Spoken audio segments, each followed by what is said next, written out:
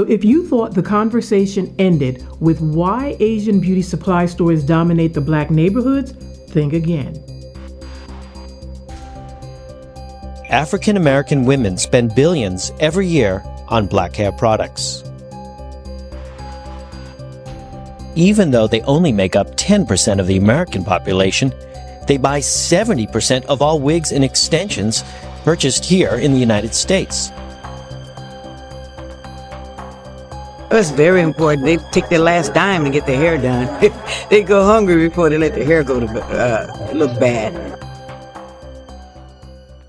This video isn't about hate. It's about awareness, it's about truth, and it's about choices.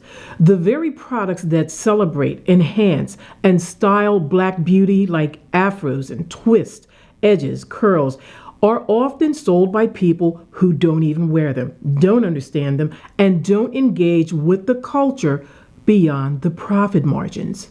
So for generations, the black dollar has been the economic backbone of the ethnic beauty industry. I think we all know that.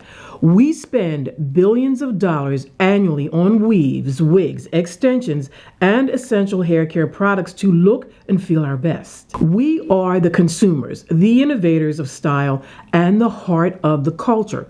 But here's the annoying truth. The one that causes a deep simmering anger every time you walk into a store dedicated to your needs. We think the African American style is a very big business. Almost every week they change the style for hair. Everybody wants to be a part of our market because we're the #1 consumer. We spend 10 to 1 on anybody in hair. In the retail market right now, majority of the retail stores are ran by Koreans. And more of the Korean stores that are ran by, the 90%, are supported 100% by black African money. It's so unfair, that they take our money. But once again, part of it is our blame. We allow what happened. So the industry that is built on black hair is overwhelmingly owned, controlled, and profited from by people who are not black. This isn't just about who owns a storefront. It's a political and economic chokehold on a multi-billion-dollar market. Yep, you can feel it every time you're followed down an aisle, every time a product that you need is conveniently out of stock at a black-owned spot, but it's overflowing at the competitor. This is a deliberate systemic reality, folks. The economic relationship between Korean American retailers and African American consumers in the hair and beauty supply industry is a prime example of racial tension intersecting with commerce. Let's see what Felix B. Chang, professor of law and the co-director of the Corporate Law Center at the University of Cincinnati, has to say on the subject of dominance of the Asian-owned beauty supply stores that dominate the black community. So as Felix B. Chang observes in his Indiana Law Journal article, the market is one where races often collide in segmented markets. This article examines one such market, the retail of wigs and hair extensions for African Americans in a multi-billion-dollar market controlled by Korean Americans.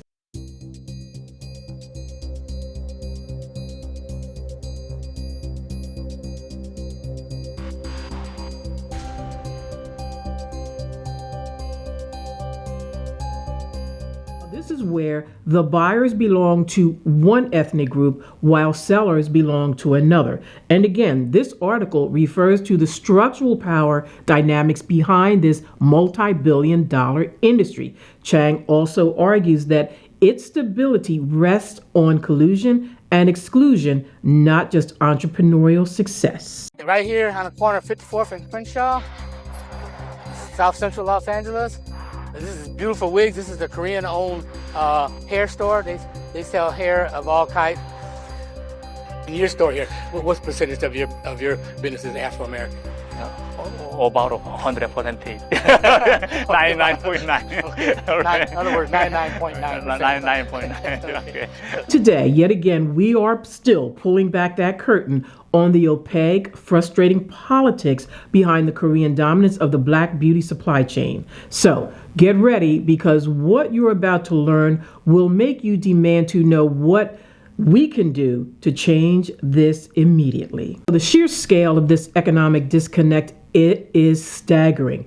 Estimations suggest that Korean Americans own 70 to 90% of the approximately 10,000 beauty supply stores right here in the United States that cater to predominantly black consumers. Now, our money fuels their success, yet that capital rarely circulates back into our communities. So, how did this situation become so fundamentally unfair? Well, the answer is a politically savvy, decades-long strategy that mastered the supply chain. Well, you're looking at a typical beauty supply store, Korean-owned beauty supply store, but all these products have one common denominator. They are all aimed at the Afro community. One of the things that the Koreans are doing now, and they predicted this themselves back in 1999, and it's happening now, since they control 80% of the distribution of Afro hair care products, especially professional products that are sold in beauty supply stores only, it only stands to reason they can control what gets distributed. They are creating their own line of products or buying out existing black-owned companies. I don't see a reversal of this at all. It's just getting deeper and deeper. The story begins not in a retail store, but in South Korea in the 1960s, at a time when the black community's demand for wigs and hairpieces was exploding. South Korea quickly became the global hub for manufacturing. Korean entrepreneurs took calculated risks moving into black neighborhoods that other predominantly white business owners had fled, the so-called economic detour. But their true mastery was over the supply chain. They didn't just open stores, they controlled the manufacturing and wholesale distribution. When manufacturing later shifted to China, the control over distribution, the massive wholesale houses, they remained firmly with Korean American families and businesses. Now, this is the most crucial point. The gatekeepers to the essential inventory, they're non-black. This control over distribution is the source of deep annoyance and anger for black entrepreneurs, and rightly so. Black-owned beauty supply store applicants still often face blatant discrimination when trying to open wholesale accounts with these major Korean-owned distributors. How do the Korean retailers get the money to start up these beauty supply stores? To find out, I traveled to the University of California at Berkeley and spoke with Professor John Lee. Many of the ones that started recently came from South Korea that was much more enriched. So by selling their farm or by selling their apartment, they could have this initial pot of money to start relatively small businesses in urban areas. Furthermore, they had encouragement, sometimes quite explicitly in terms of funding by relatives, friends, and other sorts of religious or whatnot networks to provide them with money to start their business. So it's fair to say that there are all sorts of formal and informal means by which Korean Americans and South Korean business people dominate the market and are implicitly unwilling to let competition challenge their dominance. So the two magazines, they're all in Korean. Mm-hmm. I mean, does that seem like fair business practice? Yeah, well, as I said before, this is one of the mechanisms by which South Koreans and Korean American merchants ensure the domination of the market. Black owners report being denied accounts outright, being given excessively high minimum order requirements that they cannot meet, or being quoted wholesale prices higher than what the Korean-owned retail stores right down the street are paying. So wholesalers often cite vague territory exclusivity clauses, but these rules magically evaporate when a new Korean-owned store wants to open near an existing black store. This effectively uses price and product scarcity to choke out black competitors before they can even get a chance to get established, ensuring that the Black-owned store either fails or is relegated to selling second-tier, less popular inventory. This is Lucky White, who owns Kazuri along with her husband.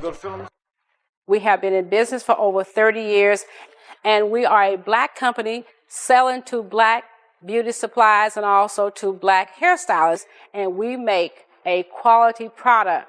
Everyone look at our product as being the best in the industry. However, since the agents have been here, they are cutting us out, telling us that our product is not in demand any longer. The Korean connection. About 3 years ago, they started to blacklist our product as they brought their own products in. They started to manufacture curling irons, and they duplicate everything that you manufacture. They would duplicate it, and then they start to slowly cut back on orders, and then they tell you that your product is not in demand. So they would make something that's very similar that looked like ours, and then they try and sell the consumer on this product. So how can a business survive if it can't stock the popular products its customers are demanding? Again, folks, it's a rigged game that is infuriating to witness. So meanwhile, the Korean community leveraged its own networks like rotating credit associations that pool capital as well as knowledge and actively are supporting in-group competitors to maintain market density and keep out-group players out. Now, this is group-level economic strategy masquerading as an individual retail competition. The silence from policymakers and the cultural impact of this dominance adds a layer of disappointment and subtle anger. This market behavior where in-group players collaborate to exclude an out-group from a market they created as consumers is, in the eyes of many legal scholars, a form of economic collusion that existing antitrust laws struggle to address because the market is so ethnically segmented. The annoying cultural disconnect is also undeniable. In non-Black owned stores, customers often feel policed, scrutinized, and sometimes even racially profiled.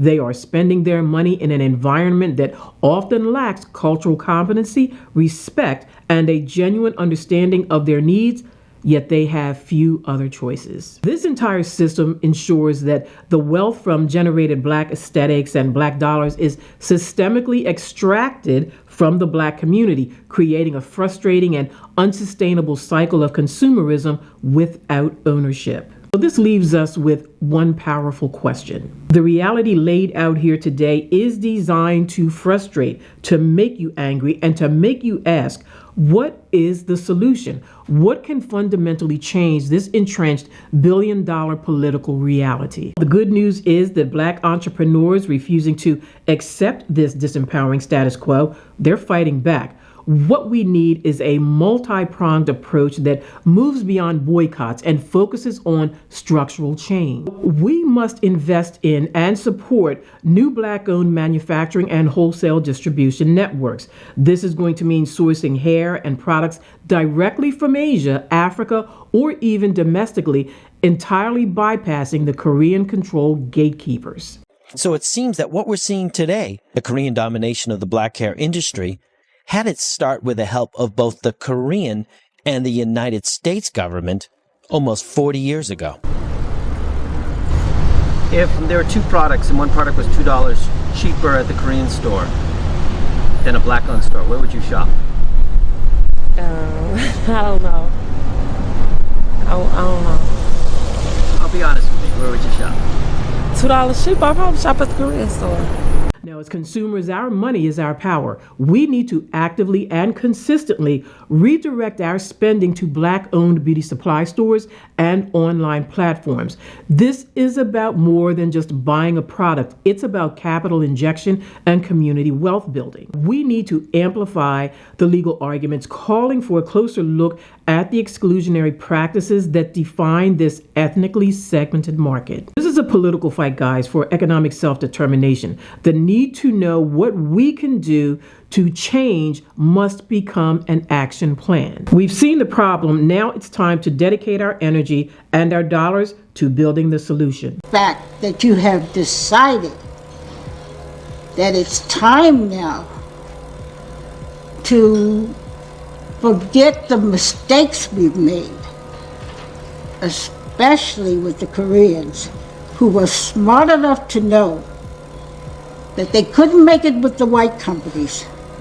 They would not get across those big white distributors who represented the major white lines like Redken, Matrix, Paul Mitchell. They couldn't cut it. They were ostracized. And so they turned to us who were open, young, and probably didn't realize the value of our industry. And they made it big with us. The power to reclaim this industry is not and should not be in the hands of the gatekeepers. It's in our collective spending and our unwavering support for Black ownership. I want to thank each and everybody for stopping by this occasional commentary. And listen, if you found any value in this video at all, please like, comment, share, and subscribe. And listen, folks, if not, if you didn't find any value, please feel free to come back again when there's a topic that may pique your interest, and please feel free to share that comment as well. Everybody wants to be a part of our market because we're the #1 consumer. We spend 10 to 1 on anybody in here. In the retail market right now, majority of the retail stores are ran by Koreans. And more of the Korean stores that are ran by, the 90%, are supported 100% by Black African money. It's so unfair, you know, that they take our money. But once again, part of it is our blame. We allow what happened.